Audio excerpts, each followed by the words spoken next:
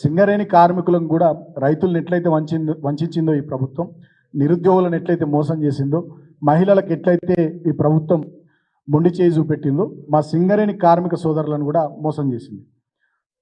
కేసీఆర్ గారు ముఖ్యమంత్రిగా అధికారం చేపట్టిన నాటికి 2014 నాటికి తెలంగాణలో సింగరేణి సంస్థలో కార్మికులకు లాభాల్లో వాటా ఇచ్చే సంస్కృతి ఉండే.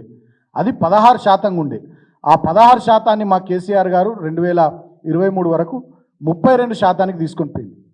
మళ్ళీ ఇప్పుడు కాంగ్రెస్ ప్రభుత్వం వచ్చినాక 1% పెంచి 33% ఇస్తామని చెప్పి ఆర్భాటంగా హంగామా చేసి మంచి ప్రకటన చేసింది. మరి మొన్న వచ్చిన లాభాలు 4701 కోట్లు. దాంట్లో 33% అంటే 1553 కోట్లు. ఆ 1553 కోట్లను 42,815 మంది సింగరేణి కార్మికులకు విభజిస్తే ఒక్కొక్కరికి 3 లక్షల దగ్గర 80,000 రూపాయల వరకు వస్తాయి. కానీ వీళ్ళు ఇచ్చింది ఎంత? 1,90,000 రూపాయలు మాత్రమే కార్మికులకు ఇచ్చి చేతులు దులుపుకున్నారు. అంటే కార్మికుల జేబుల్లోకి పోవాల్సిన 2 లక్షల్ని వాళ్ళ కాంగ్రెస్ పార్టీ వాళ్ళ జేబుల్లోకి తీసుకున్నది. కాబట్టి వాళ్ళు చెప్తున్న బోనస్ అంతా కూడా, దసరా లాభాల బోనస్ అంతా కూడా ఒక బోగసు. నిజంగా సింగరేణి కార్మికులకు అన్యాయం చేసింది కాంగ్రెస్ పార్టీ ప్రభుత్వం. చిత్తశుద్ధి ఉంటే వాళ్ళకు చెల్లించాల్సినటువంటి 3,80,000 వాళ్ళకి చెల్లించాలి.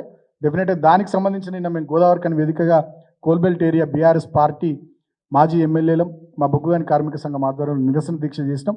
దాన్ని కూడా పోలీసులు అడ్డుకున్నారు. టెంట్లు కూడా వీకపోయారు. అయినా కూడా మా బొగ్గుగని కార్మిక సంఘం కార్యాలయంలో మా దీక్షను కొనసాగించి సింగరేణి కార్మికులకు మేము మద్దతు ఉన్నామని చెప్పినాం. రాబోయే రోజుల్లో వాళ్ళకి రావాల్సిన పైసలు వాళ్ళకి వచ్చేంత వరకు కూడా మా పోరాటం కొనసాగుతుంది.